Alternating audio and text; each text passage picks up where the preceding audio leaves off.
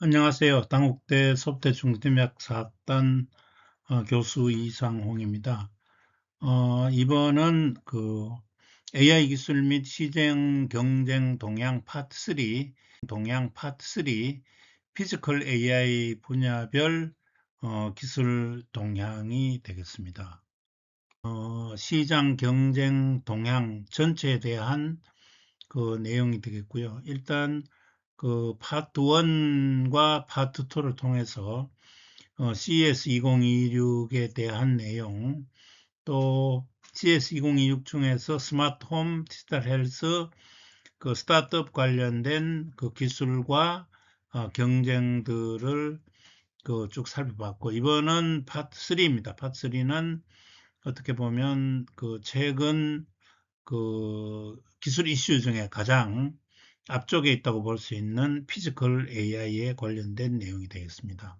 이 내용 역시 CS2026에 출품한 대기업들의 기술들 또 키노트를 통해서 발표한 내용들을 중심으로 설명을 드리도록 하겠습니다. 이 내용에는 노스홀 전치에 꽂힌 로봇, 그 중에서도 휴머노이드 로봇에 대한 이야기, 또 이제 휴머노이드 로봇이긴 하지만 국내 기업들, 현대자동차의 아틀라스, 그 다음에 LG의 가정 도우미 로봇에 대한 이야기를 볼 테고요. 그 다음은 이제 피지컬 AI의 또 다른 지금까지 쭉 이어온 가장 큰 흐름 중에 하나였던 모빌리티에 대해서 말씀드리겠습니다. 모빌리티 경우는 주로 웨스트홀 쪽에 많이 있는데, 최근에는 자율주행 로봇택시의 경쟁이 중요한 관심사가 된 것 같고,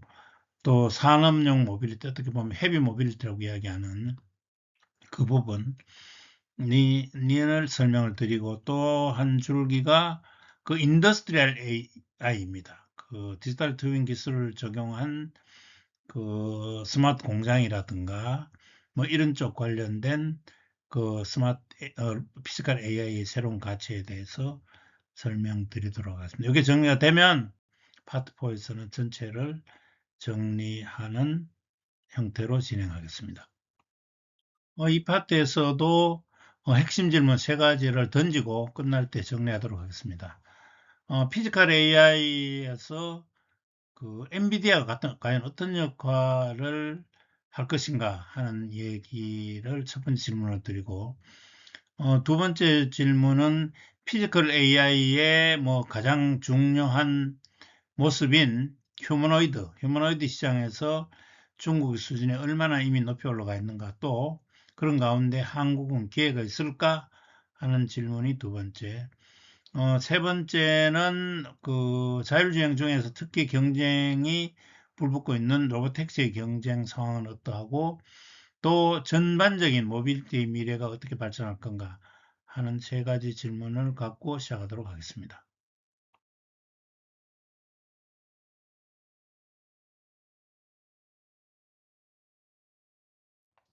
TV와 가전, 전기차가 중심이었던 게 CES의 전시 환경이었다면, 이번에는 AI가 몸을 갖춘 피지컬 AI의 대표격인 로봇이 CES 무대의 중심이 되었고, 그 중심이 노스홀, 또 그 노스홀을 중국의 로봇 굴기를 보여줬다고 말할 수 있을 것 같습니다. 아젠틱 AI, 스스로 계획하고 인지하는 아젠틱 AI에다가 실제 사물과 상호작용하는 피지컬 AI 구현을 가장 빨리 확인할 수 있는 분야가 로봇이고, 그 중에서도 인간을 위해 설계되는 환경 속에서 인간과 협업하며 가장 효율적으로 작동하는 로봇이 바로 휴머노이드 로봇이 되겠습니다. 노스홀에 출품된 38개 휴머노이드 로봇 중에 21개가 중국 업체의 로봇이라는 이야기는 굉장히 충격적입니다.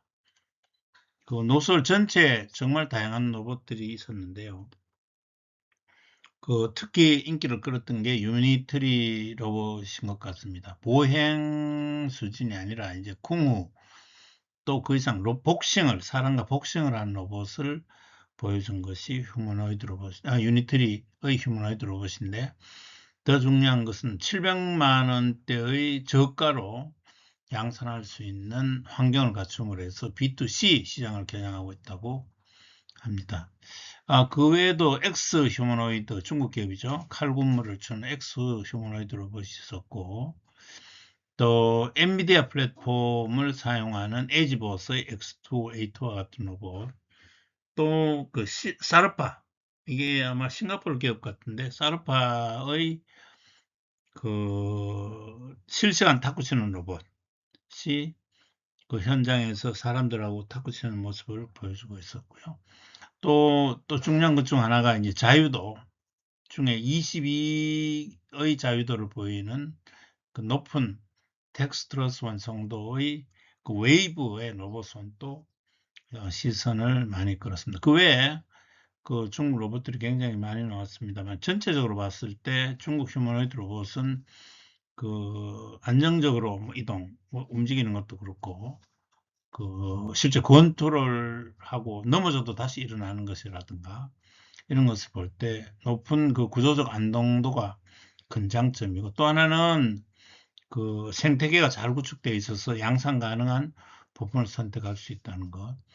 또 히토류가 안정적으로 확보할 수 있다는 것.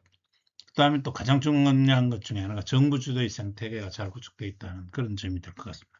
그렇지만 꼭 장점만 있는 것은 아닌 것 같고, 그 지금 보여주는 것은 주로 퍼포먼스 수준의 그 로봇들이 많지만, 이것들이 실제 공장에서 그 인간이 하고 있는 그런 공장에서 인간이 하는 역할을 물려받아서 할 수 있는 실용적인 전환이 필요하다는 것이 그 중국 로봇이 앞으로 극복해야 될 과제라고 생각이 됩니다. 하지만 이 정도의 수준의 로봇을 만들 수 있다는 것 자체만으로도 그 어떤 나라가 따라갈 수 없는 그 로봇의 그 기술 능력이라고 볼 수 있을 것 같습니다.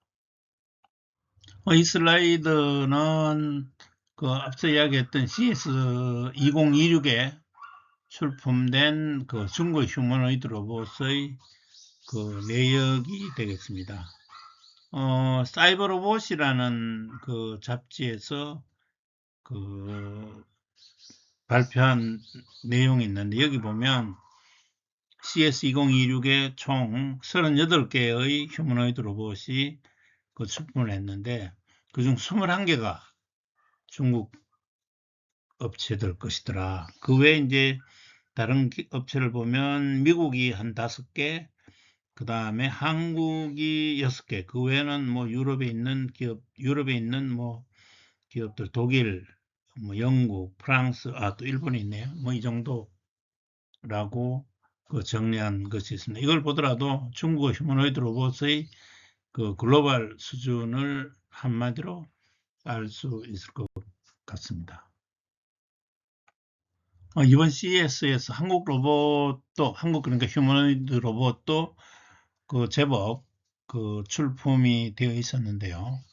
이건 주로 맥스, 그러니까 Manufacturing AX Alliance라는 그런 그 공동관을 통해서 한국 휴머노이드가 한 11개 업체가 그 공동 그 전시가 되어서 있는데, 이걸 보면서 한국 휴머노이드도 어느 정도 가능성이 있다, 이렇게 보여졌던 것 같아요. 그 안에는 완제품 업체뿐 아니고 부분 업체까지 총망라된 한국 휴머노이드 기술의 생태계가 집합되어 있는 K 휴머노이드의 드림팀이다, 이렇게 볼 수도 있었던 것 같습니다. 몇 개 보면 그 앨리스 로봇, 그러니까 에이로 로봇인데, 이건 그 젠슨 왕의 키노트 영상에도 등장해서 화제가 되었던 그 로봇 회사인데, 구체적으로 얘들은 뭐 구르고 뛰고 복싱하는 그런 로봇이 아니고, 현장에서 그 노동자들이 하는 일을 대체하는 그런 모습을 보였다. 그래서 실전형이다, 이렇게 볼 수 있을 것 같아요. 실제 작업 환경에서 2개의 로봇이 그 짝을 이루고 그 작업을 하는 그런 현장을 시연을 했고요. 그 외에도 뭐 레인보우 로봇이라든가 뉴로메카라든가 이런 로봇들이 그 휴머노이드 형태로 그 보여줬고, 그 외에 이제 로봇 중에서 가장 그 중요한 기능 중에 하나인 로봇 손 관련된 업체로서 그 로보틱스라든가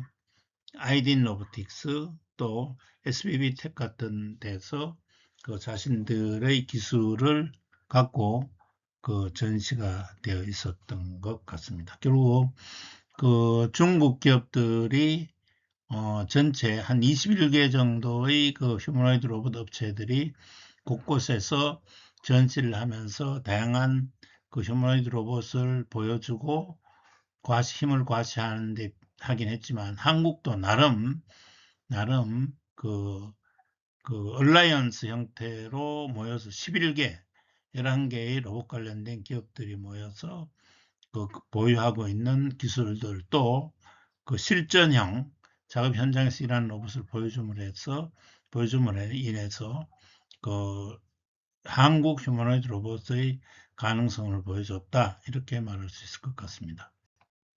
휴머노이드 로봇 시장 뭐 기술의 전망에 대해서 좀 더 알아보겠습니다.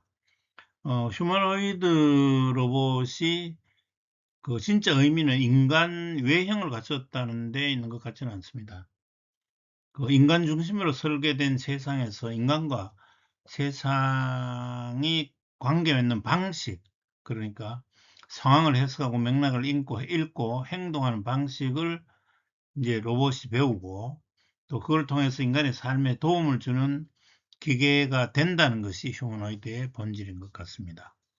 근데 그리고 경쟁의 그 핵심은 결국은 그 움직인다는 게 아니고, 사람을 닮았다는 게 아니고 그 손과 몸인 것 같습니다.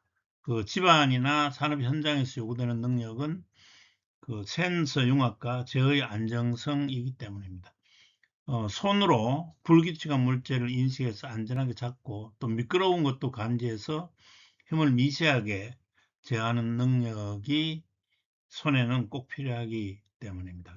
이것처럼 인간처럼 그 마음대로 움직일 수 있는 그런 그 자유도, 그다음 촉각, 느끼는 촉각, 또 힘을 제어하는 정밀한 손, 이런 텍스러스 핸드를 만들기 위해서는 결국은 이제 고직접 모터, 초고속 감속기, 그 다음에 고성능 자석이 필수적입니다. 예를 들어 자석 같은 경우도 10배 이상의 자성을 지닌 네오디움 자석, 또 고온 안정성 확보를 위한 히토류의 안정적 공급이 필요한데, 이런 점에서 중국의 또 하나의 그 재래적인 강점이 있다고 볼 수 있을 것 같고요. 어쨌든 스마트폰, 전기차 시대가 지나면 로봇으로 급격하게 넘어갈 거고, 그렇게 되면 아마 대량 공급과 함께 급격한 가격 하락과 함께 빠른 확산이 예상됩니다.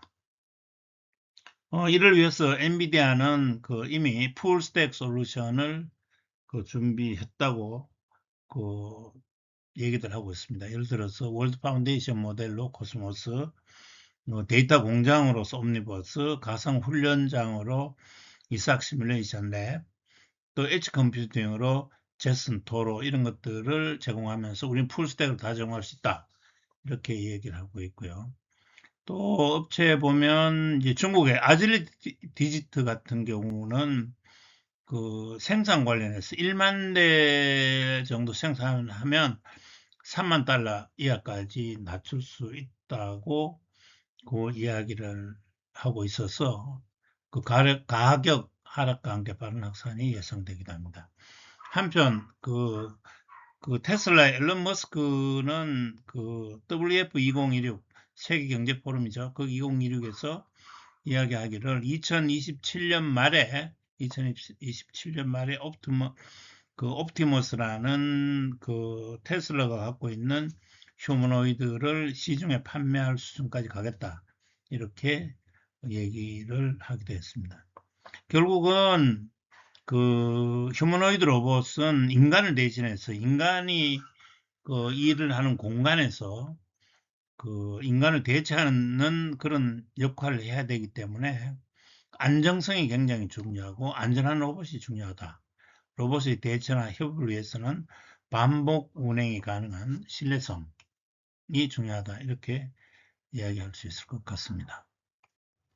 젠슨 황은 2025년 작년에 그 피지컬 AI 시대가 이제 도래될 거다 하면서 그 엔비디아에서 그 피지컬 AI에 필요한 또 휴머노이드 로봇에 필요한 그 풀스택을 제공하겠다 이렇게 이야기를 하면서 피지컬 AI 시대의 주인공의 역할을 강조한 바 있습니다. 그 당시 2025년도 키노트 할 때 그 휴머노이드 로봇을 그 10여 대를 그 키노트 끝 무렵에 등장시키면서 그 가운데 자신이 있어서 그 휴머노이드 로봇의 대부인 양 이렇게 그 과시한 적이 있습니다. 그 당시에 보면 뭐 14개인가 15개 정도 되는 로봇 안에 중국 로봇이 유니트리라든가 엑스팽, 보리어, 에이지봇, 갤봇 등 해서 아마 한 6개 정도가 같이 등장했던 걸로 알고 있습니다. 근데 원래 2026년에는 휴머노이드가 확장된 형태, 그러니까 피지컬 AI를 그 키노트의 말미에 쭉 들고 나왔습니다. 그 안에는 이제 그 앞서 이야기했던 중국 로봇들도 들어있긴 하지만 그 한국의 LG전자의 그 클로이드 로봇도 들어있었고 또 그 헤비 모빌리티라고 할 수 있는 그 캐터필러의 그 로봇, 그 중장비 로봇도 들어있고 또 그 안에는 드론, 또 외과 수술을 보조하는 그런 로봇, 그 외 자동차 이런 것들이 다 포함하면서 그 피지컬 AI 안에 그 다양한 그 형태들을 그 보여주고 있습니다. 또 그 외에 그 왼쪽에 있는 이 그림은 앞서 설명했던 그 앨리스 로봇, 그 A로봇, 한국 A로봇인데 이 A로봇이 그 CES 2026 그 젠슨 왕의 키노트가 시작되기 전 엔비디아를 소개하는 영상 안에 이렇게 포함됨으로 해서 그 A로봇이 이 글로벌하게 알려지는 중요한 계기가 되기도 했습니다. 앞에 그 중국의 그 휴머노이드 로봇 또 한국의 그 맥스 얼라이언스에서 얘기를 했는데 그보다 한국 로봇 중에는 그 현대차 휴머노이드 로봇이 결국은 이번 CES에서 가장 그 각광을 받는 그런 전시장이었습니다.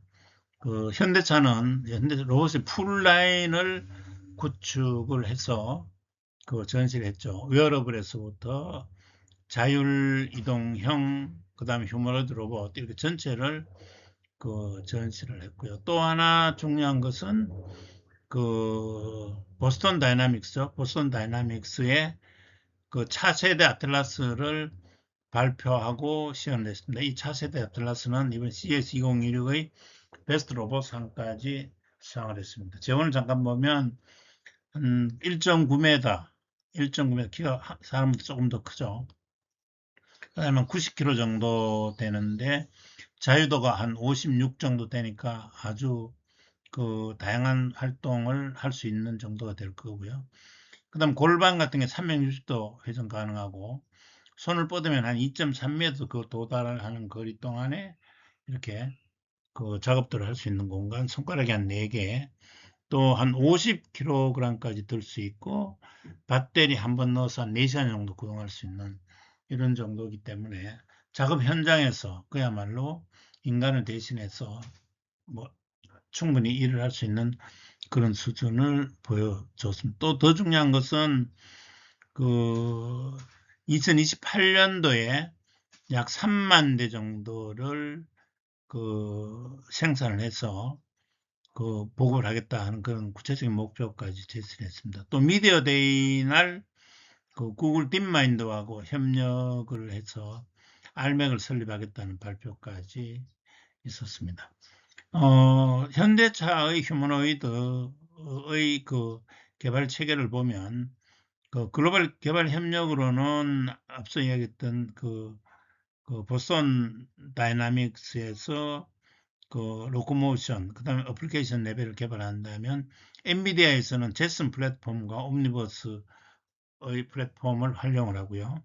그 다음에 이번에 했던 구글 딥마인드하고는 VLA 부분, 또 제미나이 로보틱스를 내심는 이런 다양한 개발 협력을 갖고 있고, 또 국내에도 보면 현대차뿐 아니고 현대모비스를 통한 액추에이터 개발, 또 현대 오토에버를 통해서 필요한 소프트웨어를 개발하는 형태의 그 생산 체계 및 생태계를 갖춤으로써 그 중국의 그 여러 로봇들, 휴머노이드 로봇 이상의 어떤 그 가능성을 그 보여주고 성공적인 전시, 성공적인 대비를 했다고 볼 수가 있습니다. 그래서 실제 그 여러 전시장 중에 1시간 이상 줄을 서야 볼 수 있는 가장 인기 있는 전시관 중에 하나가 그 현대차 전시관이었다고 볼 수 있습니다.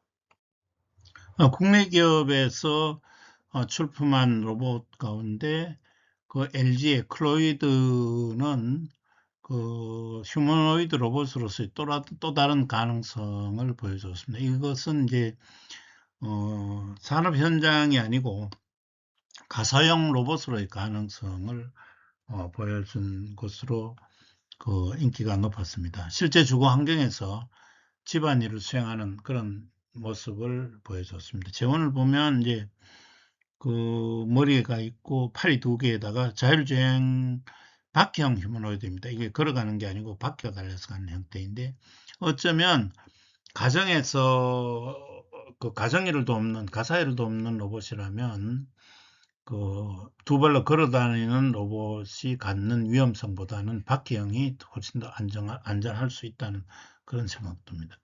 팔은 한 7자유도 정도가 되고요. 그 다음에 LG 액추에이터가 그 적용이 되어 있습니다.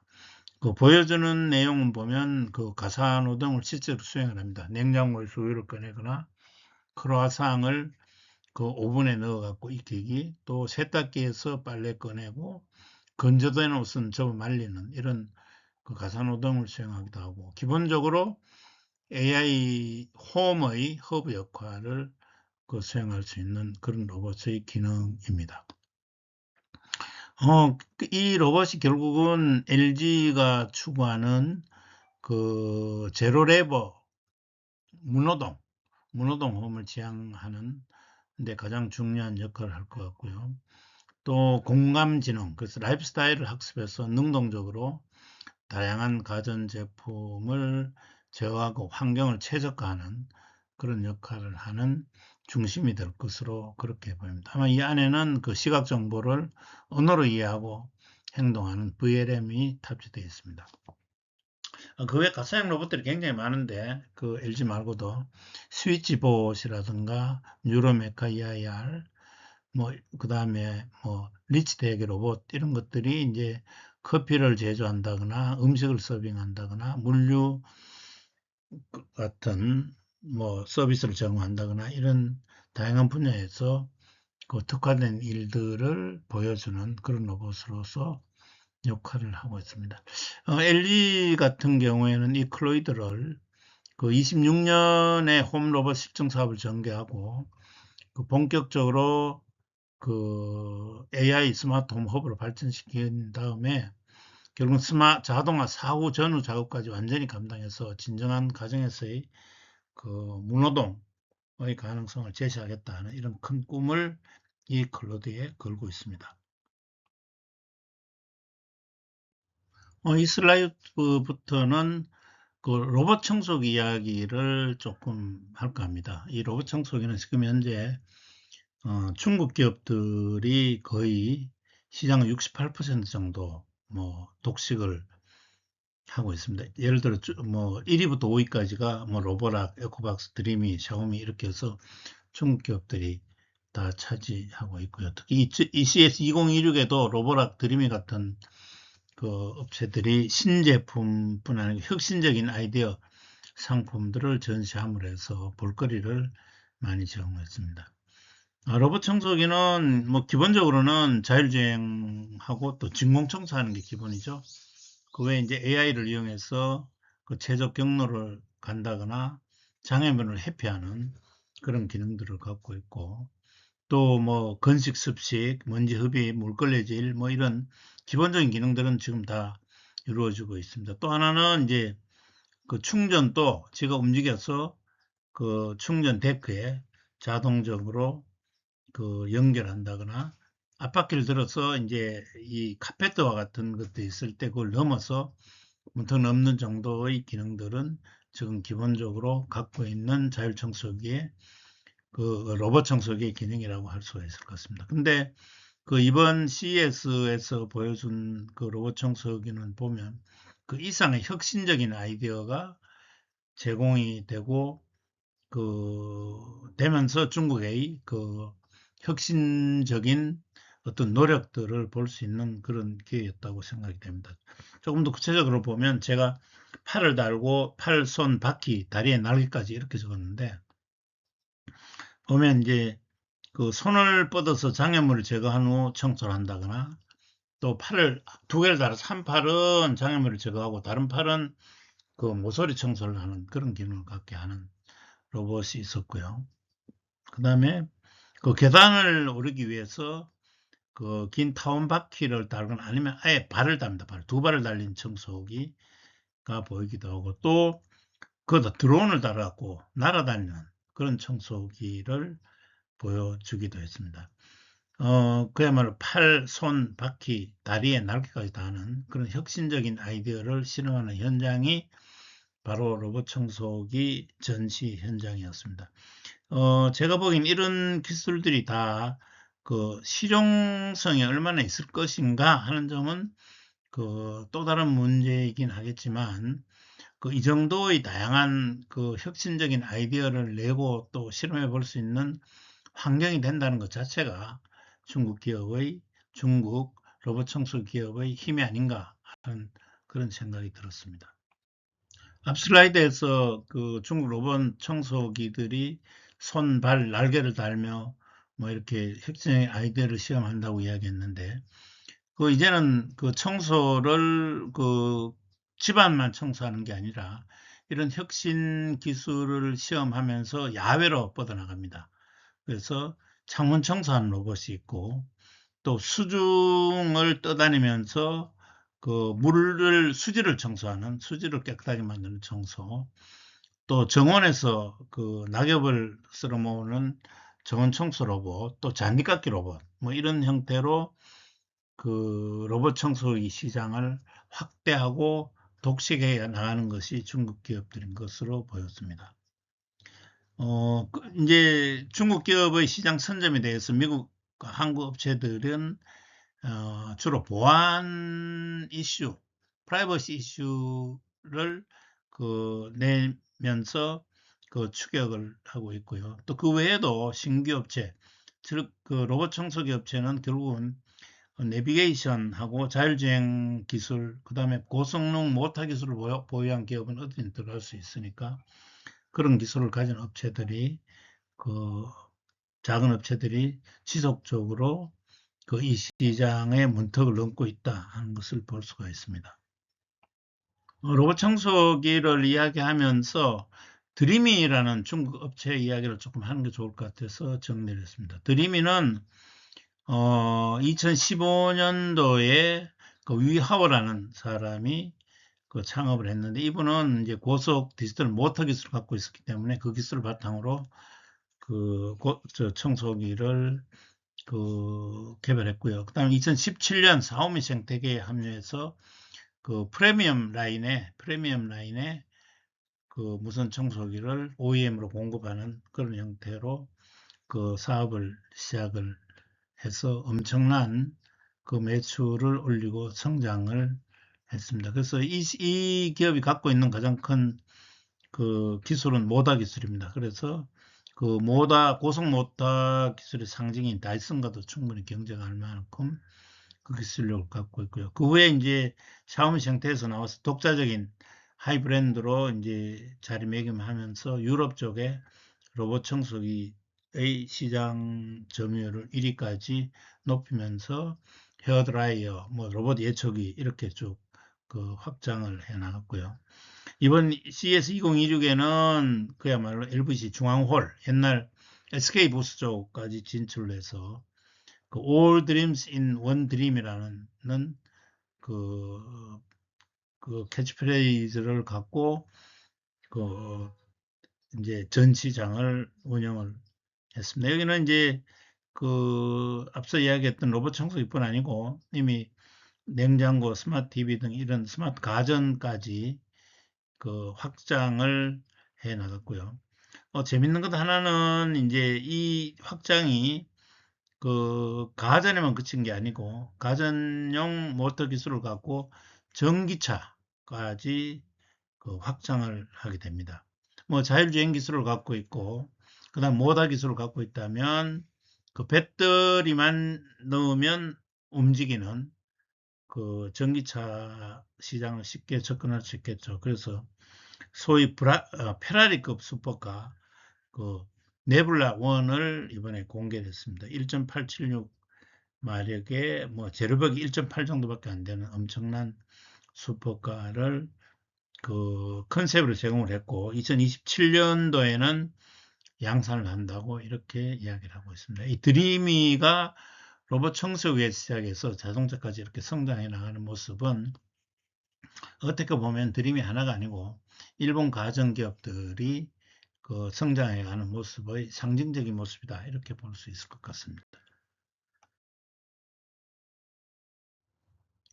지금까지 그 피지컬 AI 관련해서 휴머노이드 로봇에 대한 설명, 그 다음에는 그 로봇 청소기의 그 혁신 그리고 무한 확장 관련된 내용을 말씀드렸고, 세 번째는 모빌리티 중에서 그 자율주행 엔진을 갖는 로봇택시에 대해서 말씀을 드리겠습니다.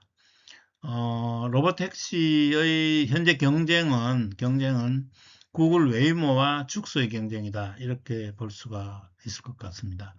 이번 CES에서도 그 구글 웨이모는 그 기존 차량, 뭐 예를 들어서 현대차인 아이오닉 5, 그 다음에 중국 지리 계열의 지커라는 상용 그 승용차에다가 자율주행형 그 플랫폼을 그 넣어서 그 전시를 한 것들이 눈에 많이 띄었습니다. 근데 전시뿐 아니고 이미 라스베가스나 샌프란시스코와 같은 그 미국 여러 10여 개 도시에서 이미 1,500여 대의 로봇택시가 상용 서비스로 그 이미 운영이 되고 있고 지속적으로 그 미국의 여러 도시, 워싱턴 DC라든가 이렇게 확대해 나갈 계획으로 있어서 상용화에 가장 앞서 있는 그런 회사가 구글 웨이모 로봇택시라고 볼 수 있고요. 죽수는 아마존의 자회사인데 그 작년 9월부터 라스베가스하고 샌프란시스코에서 지금 무료 그 운영 중에 있고 실제 라스베가스에서도 많이 봤습니다. 구글 웨이모와 다른 점은 그 기존의 그 상용차가 아니고 그 로보텍 전용 자동차입니다. 그러다 보니까 운전석도 없고 또 모양도 그 우측에 보이는 것처럼 조금 네모난 모양으로 좀 독특합니다. 또 그 운전석이 또 없을 뿐 아니라 운전석에 뭐 마주보는 그런 형태의 그 조금 독특한 그런 로보택시의 형태입니다. 실제로 라스베가스에서 운영되고 있는 모습을 여러 개 그 봤고 이 역시 워싱턴, 시애틀, 마이애미 등으로 계속 확장해 나갈 것으로 보입니다. 상용화가 진행되고 있는 그 구글 웨이모와 아마존의 죽수에 이어서 테슬라 역시 로보택시를 지금 준비하고 있습니다. 테슬라는 그 기존의 테슬라 차량이죠. 모델 Y에다가 그 FSD를 탑재하는 걸로 그 로봇 택시 기능이 구현이 가능합니다. 또 그러다 보니까 뭐 어떻게 보면 확장하고 공유 모델을 만들어가는 가능성에서는 전혀 모자람이 없는 것 같다는 생각이 들고요. 또 방식이 구글의 웨이모하고는 많이 다릅니다. 걔들은 라이더나 레이더, 카메라 뭐 이런 것들이 다 들어 있습니다만 테슬라의 풀 FSD 같은 경우는 인간 시각 기반입니다. 그러니까 레이더 없이 카메라하고 AI 비전만으로 지금 데이터를 모으고 그걸 갖고 지금 현재 자율 운전이 시험이 되고 있고요. 테슬라 쪽 얘기로는 이제 그야말로 비감독 자율주행이 가능하려면 100억 마일의 도로 주행 데이터가 필요한데 지금 이미 90억 마일 이상의 데이터를 모았고 2026년 하반기가 되면 완전히 100억 마일의 데이터가 확보가 될 거고 그것만 있으면 카메라만으로도 충분히 FSD가 가능하다 이렇게 얘기를 하고 있습니다. 지금 현재 텍사스 오스틴 등 일부 지역에서 이미 시험을 하고 있고 얘들은 이제 사이버캅이라는 이런 이름으로 양산 및 서비스 준비 중에 있다 이렇게 볼 수 있을 것 같습니다.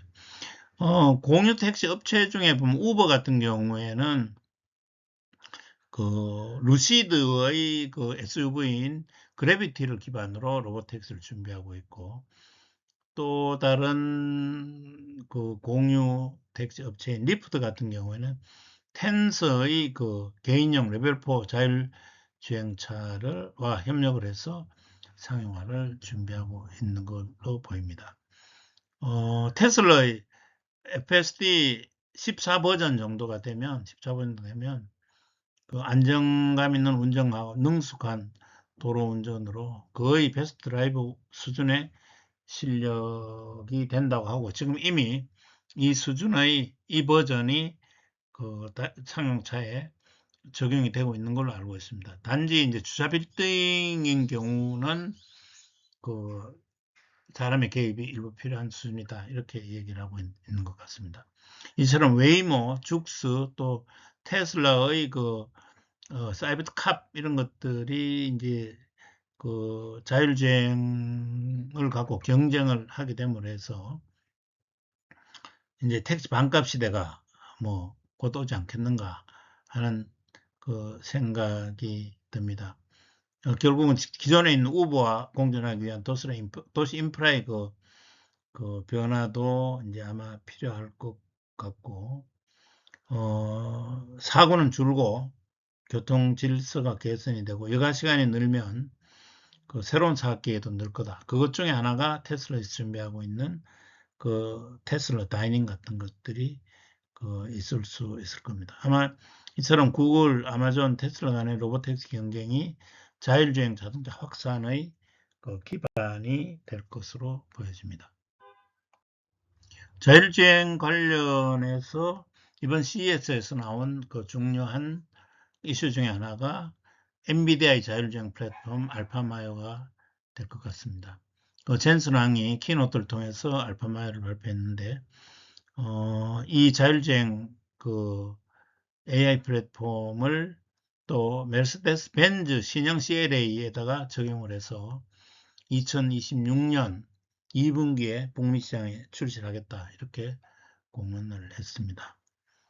실제 뽕템브루 전시장에도 알파마이어가 탑재된 차량들이 전시가 되어 있었는데 그 안에 루시드 모터스, 그 다음에 제규의 랜드로버, 또 우버 이런 것들이 오픈소스로 공개된 알파마이어를 활용해서 자율주행 기술을 착수한다는 내용이 들어 있었습니다. 결국은 아마 향후에는 테슬라의 FSD하고 엔비디아의 알파마이어 경쟁이 될 것 같습니다. 이걸 간에 어떻게 그 안정성 있게 운전할 건가, 보여줄 건가 하는 경쟁이 될 건데, 그 알파마이오는 이제 그 멀티 센서 기반의 그 단순 객체 인식을 넘어서 상황을 추론하고 자연으로 판단 근거를 그 설명하는 VLA 모델 기반의 자율운행 시스템이라는 점이 기존의 그 FSD와는 그 차별화가 되는 요소라고 보여질 겁니다. FSD는 아까 얘기했듯이 인간 시각 기반, 카메라 영상 데이터 기반으로 하는 그런 형태가 될 거고요. 아마도 소스를 이제 공개한다고 하는 알파마의 오픈 생태계하고, 그 다음에 그 테슬라의 그 방대한 실주행 데이터를 자체 하드웨어, 소프트웨어로 수직 통합한 그 테슬라 차량하고의 어떤 그건 클로즈 생태계죠. 간의 그 경쟁이 될 것 같다는 예상이 됩니다. 피지컬 AI의 그 새로운 가치라고 이렇게 붙었는데, 인더스트리얼 AI, 산업 AI에 관련된 내용입니다. 피지컬 AI는 그 산업 현장에 특화된 인더스트리얼 AI로 급격하게 이동 중이다. 이렇게 말씀드릴 수가 있는데, 그 산업 도메인 지식을 결합, 또 중요한 것은 무결점 니즈죠. 산업 현장이니까.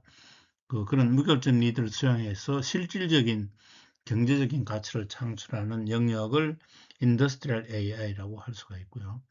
또 그러니까 제조 분야, 에너지, 물류, 의료 분야의 그 일거리, 노동력 부족을 해결하는 그런 역할을 할 거라고 보여집니다. 그러다 보니까 그 인더스트리얼 AI 같은 경우에는 하드웨어 경쟁력을 가진 제조 강국, 우리나라에도 마찬가지입니다. 는 하나의 기회가 될 거다. 이렇게 보여집니다.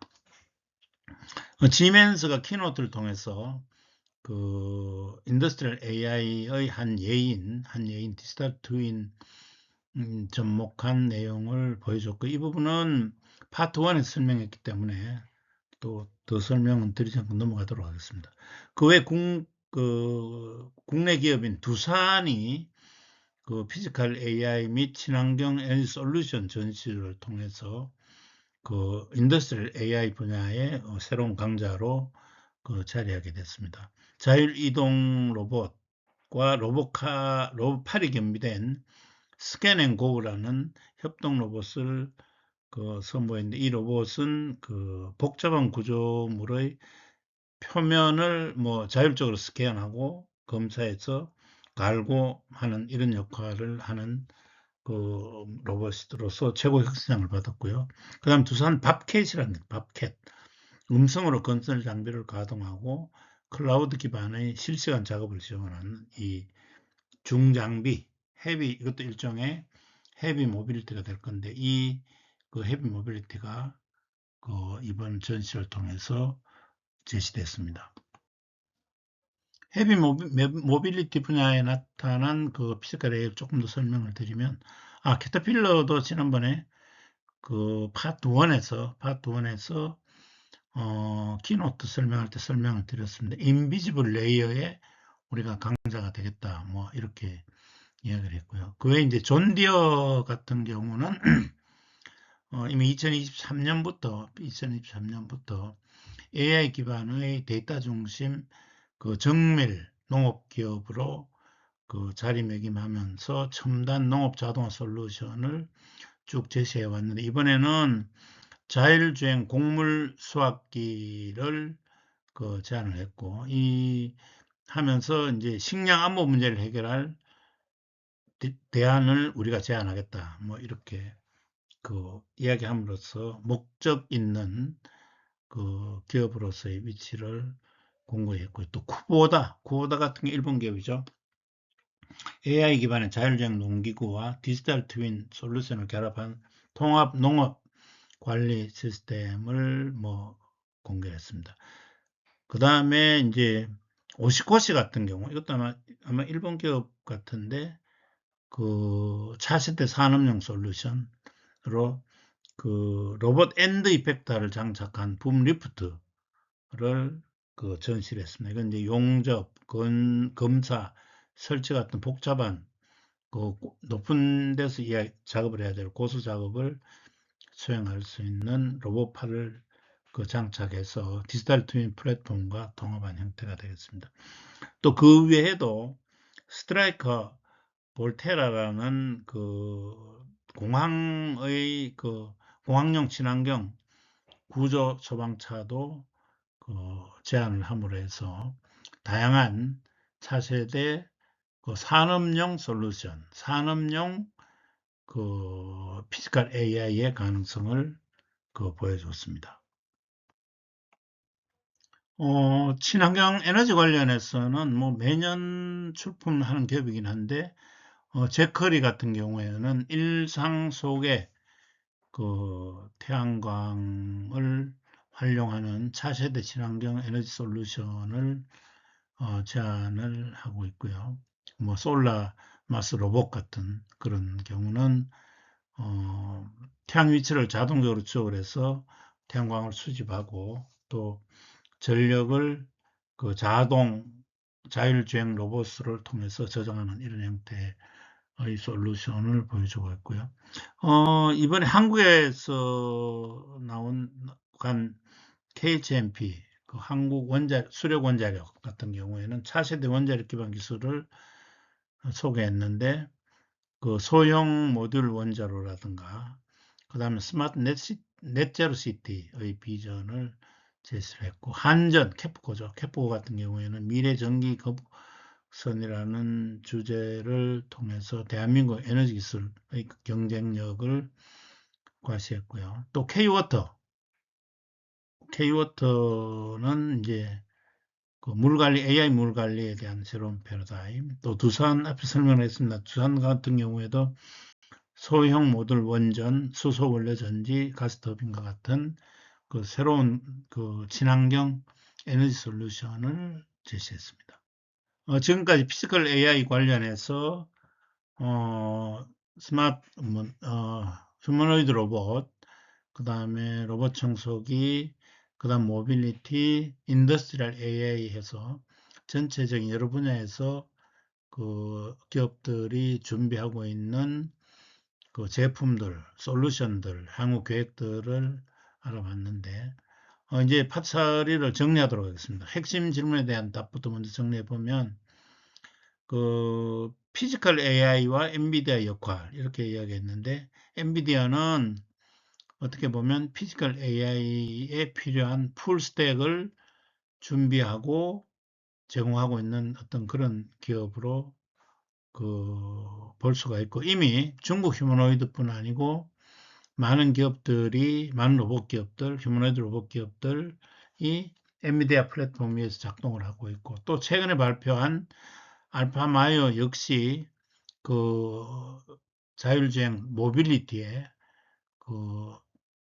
지속적으로 아마 활용될 것으로 보입니다. 결국 피지컬 AI 시대에 엔비디아의 위치는 이전보다 훨씬 더 공고하게 자리를 하면서 생태계 전반을 장악하지 않는가, 이렇게 생각이 됩니다. 두 번째, 휴머노이드 로봇에서 중국은 뭐 앞서 말씀드린 것처럼 거의 38개 전중 21개가 중국 로봇들이 장악을 하고 있고, 또 양산하면서 가질 수 있는 가격, 그럼 히토류를 장악하고 있는 점, 정부 주도의 생태계로 테스팅 환경이라든가 이런 걸 편안하게 활용할 수 있는 그런 구조적인 완성도에서는 굉장히 우위가 있는 게 사실인 것 같고요. 그렇지만 한국은 맥스 얼라이언스라든가 그거 말고도 대기업에서 봤을 때는 현대차, LG 클로이드와 같은 이런 대기업들이 참여를 하고 있기 때문에 산업 현장에서 제대로 활용할 수 있는 그런 가능성, 또 제조업의 환경에 필요한 데이터를 갖고 있다는 점에서도 충분히 기회가 있지 않을까 생각이 됩니다. 로보택시의 경쟁은 이제 뭐 거의 준비는 완료되어 있다. 기술 준비는 거의 완성 단계다. 이렇게 볼 수가 있고요. 그 안에 테슬라하고 테슬라의 그 FSD, 그 다음에 엔비디아의 알파마요가 또 새로운 그 솔루션으로 그 제시가 되고 있기 때문에 자율주행 확산은 더 활성화가 될 것이고, 아마 그 자율주행 기술의 확산의 시작이 로보택스가 되지 않을까 이렇게 생각이 됩니다. 전체적으로 정리를 해보면 그 노스홀의 중심인 로봇은 그 중국이 현재 그 우위를 잡고 있지만 한국도 그 가능성이 있다는 생각이 들고요. 인더스트리얼 AI가 그 산업 현장의 AI 가치를 실현하고 있다면 제조 기술을 갖고 있는 우리 한국의 그 자동차 기업들, 제조 현장들도 하나의 기회가 될 거다 하는 생각이 듭니다.